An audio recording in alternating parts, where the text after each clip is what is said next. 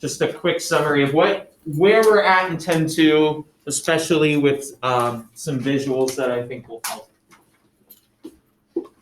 Also, if you're confused with 10.2, this will summarize the 10.2 process as well. So again, if you were kind of checked out yesterday, I'd really lock in here, write this down. So to understand 10.3, what we said yesterday is we have to understand 10.2. And the big question we're answering in 10.3 is, okay, we have this hypothesis testing process, but that's only helpful for one level of significance. If we have a different level of significance or multiple, we have to run the whole thing over again. So first things first, to understand 10.3, we got to understand 10.2. So in 10.2, we had a null and an alternate hypothesis. The mean is assumed to be something, but we think it might be different. Could be greater than, could be less than, could be not equal to. I will use the less than model. We have this traditionally held value for our average, for the population. We think it might be lower. Okay, fill in the blank with your favorite context. We also have some important pieces of data. We have a sample mean.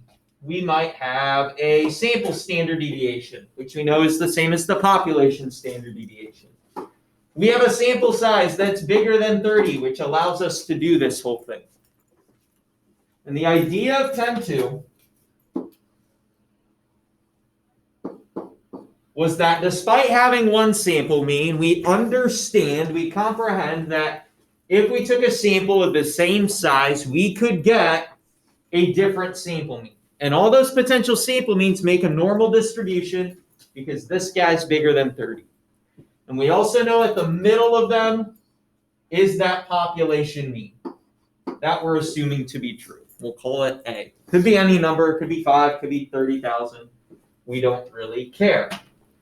We also had a significance level. Again, for this example, I'll just choose 0.05.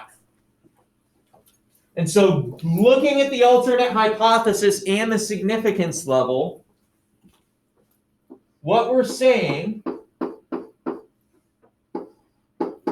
alpha is 0.05, that if the null is true, if the mean is indeed A, the traditionally held value, then this is the distribution for all those potential sample means, and A is at the center.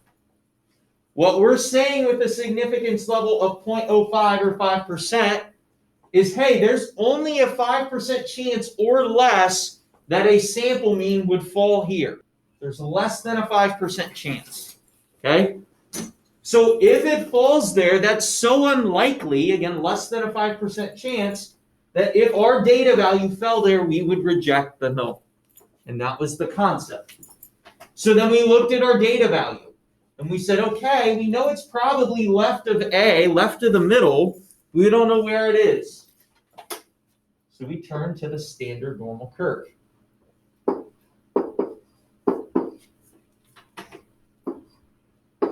And why we turned to the standard normal curve was because the standard normal curve allowed us to find that critical value. This cutoff point, again, you could call it whatever you wanted. I'll call it star. This cutoff point, we found it. Then we turned our sample mean into a value on this curve. Again, standard normal curve has a mean of 0. And if it was here, we rejected the null. If it was here, we failed to reject the null, and we went on our merry way. Again, none of that should be new. That's 10.2. Why do I explain that? Because that helps us understand 10.3. Here's how the process changed. While this is great, what happens if I also want a 1% level of significance? I have to go through all the work again of recalculating star and comparing it. Instead, there's an easier way. Again, we'll say that my data, exact same problem, exact same values.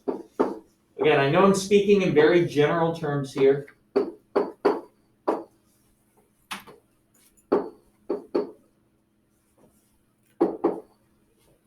And what we did is, again, we had this distribution of sample means. We assume the null is true, so A, our traditionally held values right at the center. And we have a left-tailed test, but here's what we're saying now. We're saying we want to test it against any significance level. So we focus less on this guy. We focus less on this level of significance. And what we jump straight to is our standard normal curve, and we go ahead and plot our specific sample mean on the standard normal curve. We go ahead and plot it. Now again, you can see here we don't have anything to compare to. We don't have star. But why we do this is we then not only go, okay, there's my value, great. We also find the probability, the p-value, the probability of getting this value or a value more extreme than it. Okay, the probability of if I did the whole experiment over again, what's the chance I get another sample mean that's that extreme or more? How do we define extremeness? Look at your alternate hypothesis. If it's left-tailed, extremeness is in the left half. If it's right-tailed, it's in the right half. If it's two-tailed, it's on either side. And what we said is we're going to find this p-value. And what's great about that p-value is then we compare that p-value to the level of significance. Because this p-value is going to be a percent. If that p-value is 3%, if there's only a 3% chance that I get another value this extreme or more, and my level of significance is 5%, I reject the null. Now, why is that powerful? Because the minute I find this 3%, I can not only compare it to 5%, I can compare it to any percent. I could compare it to 1% and immediately go, oh, I'm going to fail to reject the null. 2%, yeah, I'm still going to fail to reject the null. It allows me to compare to any level of significance. I can determine whether I reject the null for any level of alpha. Okay, that's the difference in what we're doing.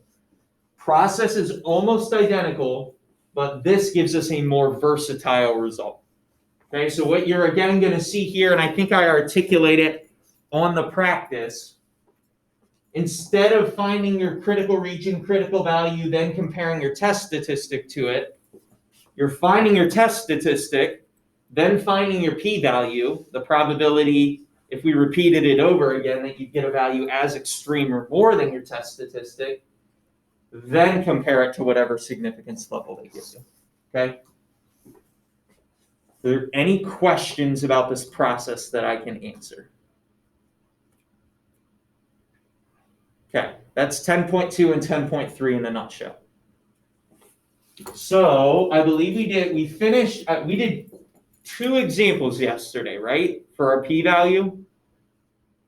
We did one with Whitehall construction, I think, and then we did one before that, right? I think we did 2.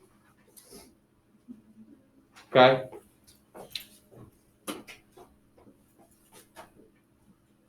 So let me...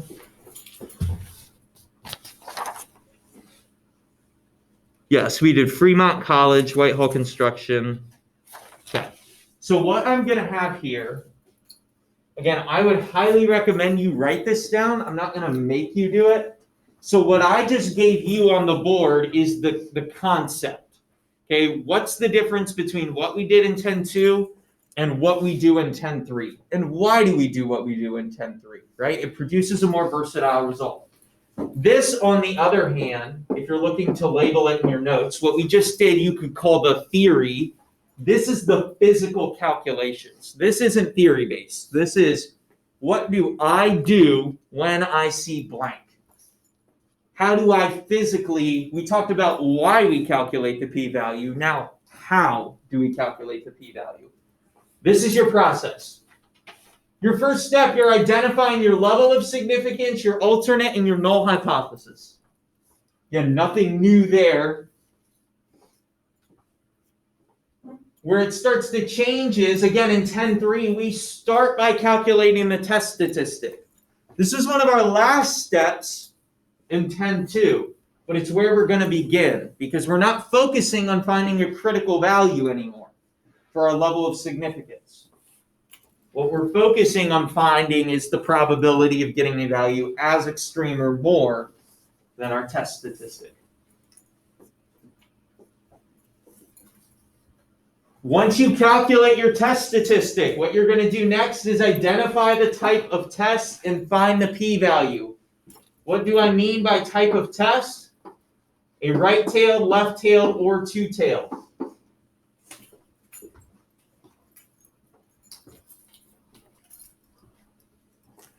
Again, this is important because you're going to hear me use the word extreme a lot when I talk about p-values.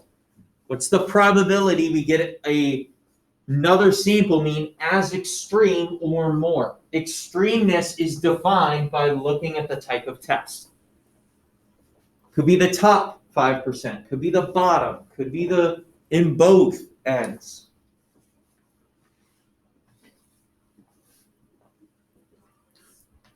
Then what you can see here is I break it down into 3 types. What do we physically do if we determined, okay, I need to find the p-value when it's a right-tailed? What do I need to do if it's left-tailed? What do I need to do if it's two-tailed? So with your p-value, if we're working right-tailed, if our alternate hypothesis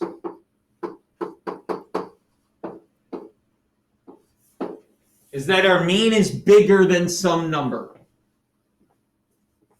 the p-value is going to be the area to the right of the test statistic. Okay, so we'll say our test statistic is this value in black. This is where your p-value is when you're running a right-tailed test. Then how do you physically calculate it when you have a right-tailed test? That's your formula right there. That's what you're plugging into the calculator.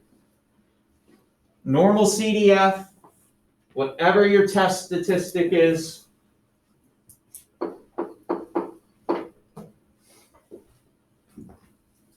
one E99, 0, and 1. And this should make sense, right? If I'm starting at my test statistic and I'm working my way to the right, it should make sense that I go from my test statistic to infinity to get that area of the shaded region.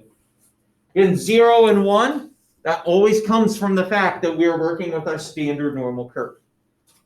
We take our sample mean off that distribution of sample means and we put it on the standard normal curve.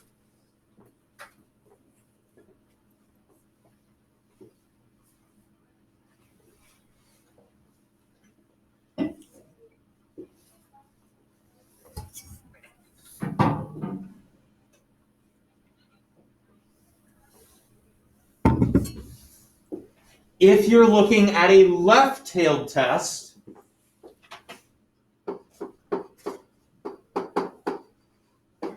again, your mean is less than some number. I'm just going to call it B. Could be any number, whatever the problem indicates. Again, what you're going to have is you're going to have your standard normal curve. You're going to have your test statistic. And then the p-value is this area to the left. And going back to the idea that area under the curve equals probability. So the probability I get a sample mean as extreme or more than my test statistic equals the area beyond the test statistic. Yeah, if it's left-tailed, your p-value is the area to the left. Here is the formula. Again, should not surprise you. Negative 1E99 up to the test statistic covers that green shaded region. And again, we're always working with that standard normal curve. Now, if you're sitting there going, Mr. Carter, I've got this. This is pretty good. right-tailed, left-tailed, simple. The only thing I would caution you to do, whether you're furiously writing notes, whether you're just kind of taking it in, really pay attention to two-tailed. Two-tailed, in my experience, is what trips people up the most. Because we end up with two-tailed multiplying by 2, and that throws people off. They don't, it's tough to comprehend. So if anything's going to give you problems in this, it's probably two-tailed. So let's go ahead and look at it. Again, two-tailed gets a little more complicated. Now the idea is the same, right? If I'm running a two-tailed, what I'm saying is my alternate hypothesis is the mean doesn't equal some number. I'm not concerned whether it's less than or greater than. I just want to know if it's changed. Is something different? So what would that look like on the standard normal curve? Well, this is where it gets a little bit complex.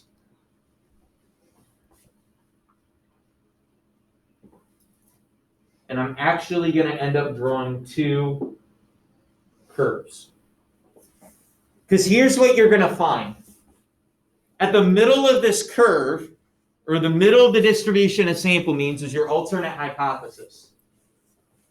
So at the standard normal curve, the middle of it is 0. Now what you're going to find is your test statistic is going to err on one side or the other. This is the challenge with different. You see, what's easy, if we look back up, here's left-tailed. You all know, here's my mean of 0. If I'm looking at the left-tailed example, my test statistic always falls on the left side, right? That makes sense, right? If I'm seeing if my data value falls in the extreme, well, my data value probably should be in the left half. Okay? It wouldn't make sense if it was over here. Two-tailed, though, both ends are extreme. So you have to consider it. So the first example, what we're going to say is, let's say our test statistic is greater than 0. What do I mean by that? I mean I have a sample mean, I put it on the standard normal curve, and it's some number bigger than 0. Let's say it fell over here.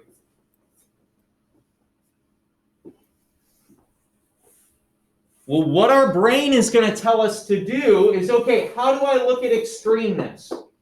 If this is my test statistic, how do I look at extremeness? Well, I want to see if I get a data value as extreme or greater than that test statistic.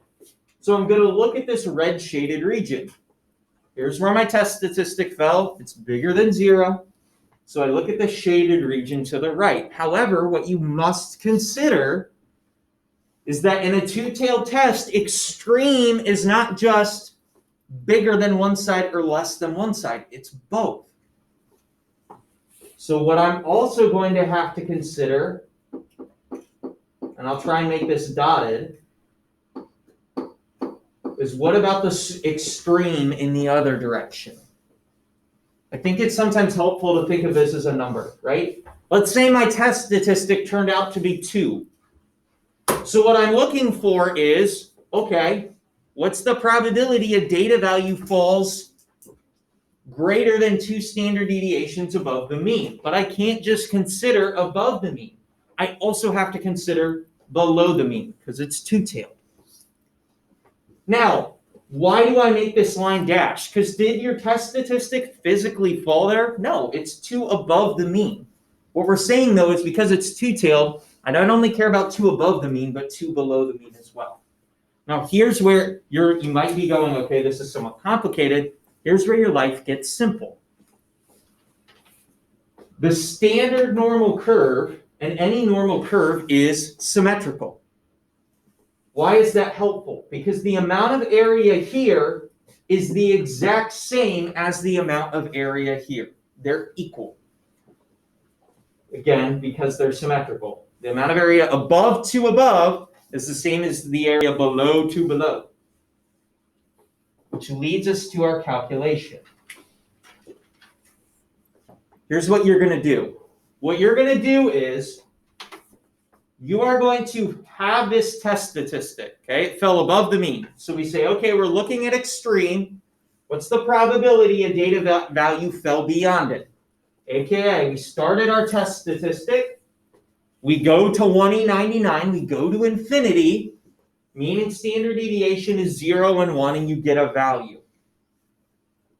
But we also said we got to find the area for this section. But we know that areas are the same. So if they're the same and you just found the area of this guy by doing this part, if you just found that area, multiply it by 2, and you're going to get the total area. You're finding this area, you multiply it by 2 to also make sure you get that amount in this area. Okay? The process is exactly the same if your test statistic falls below the mean. So let's say my test statistic, aka I get my sample mean, I put it on the standard normal curve, and oh, my test statistic turns out to be negative 1.5.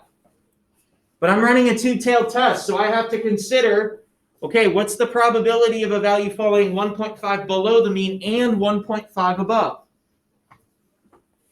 So what I would do is I would say, okay, well, let's just focus on what I know. My test statistic fell below the mean to negative 1.5. So what's the probability a data value falls beyond negative 1.5? That's this stuff right here. Right? So this is where it's almost identical to a left-tailed test. In CDF, I go negative 1E99 up to my test statistic to get that green shaded region, 0 and 1. But what I'm saying with a two-tailed test is I also have to consider 1.5 above the mean. Again, the beauty being this amount of area, which by the way, I already just calculated that, is the same. So what do? I find the amount of area here, and then I multiply it by 2, because that will also give me the amount of area here. Essentially, what you're going to find is when you are running a two-tailed test, please notice that you have to multiply by 2. Your test statistic, whether it's greater than 0 or less than 0, will inform whether it looks like it's looking like a right-tailed or a left-tailed test, but you have to multiply your result by 2. Again, I don't want to beat a dead horse any further, so I'm going to move on from this. If you hit a two-tailed example and you're confused, just call me over and I'll help you out. But again, please make sure you end up multiplying by 2. Final part, your conclusion. This is how we make the call. Again, in 10.2, it was, did our test statistic fall in the critical region? If it did, we rejected. If not, we failed to reject. We flipped the script a little bit, though, and now we're finding this p-value. And what we're saying is, if our p-value is less than alpha, then we reject the null. The idea of a p-value is if the chance of getting a data value as extreme as mine or more is less likely than the threshold of likeliness, you could say, then we reject it. The probability of my value occurring or more extreme is only 3%. Well, that's less likely than my level of significance of 5%, which told me to reject the null if it's less likely than 5%.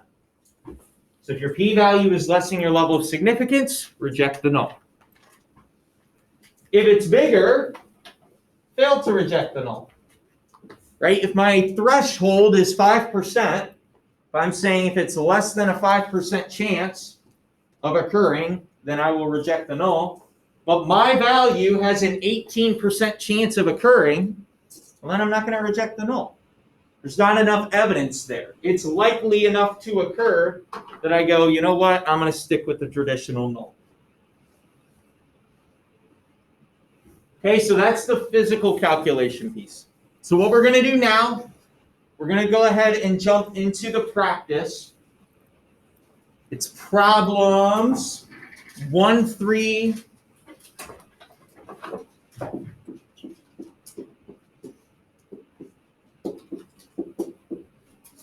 1, 3, 5, 7, 9. Let me get the page number pulled up real quick.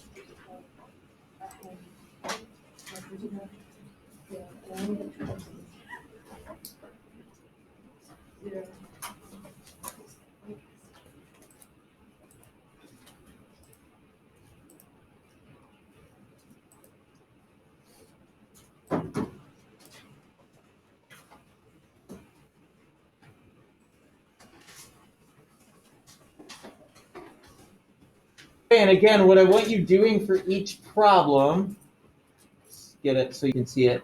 So page 423, number 13579. Again, these instructions are on Schoology. These 4, and these bottom 2 are not new. Again, where you're going to see a difference is from 10.2 is right here. Again, please, please, please, when you're working through these, label these 1, 2, 3, 4, 5, 6, 7, 8.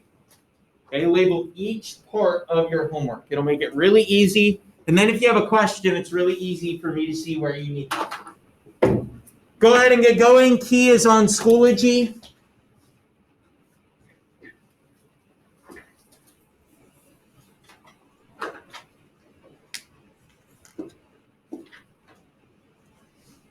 And again, what's in blue has the blue dash, indicates where your work should be different than mine.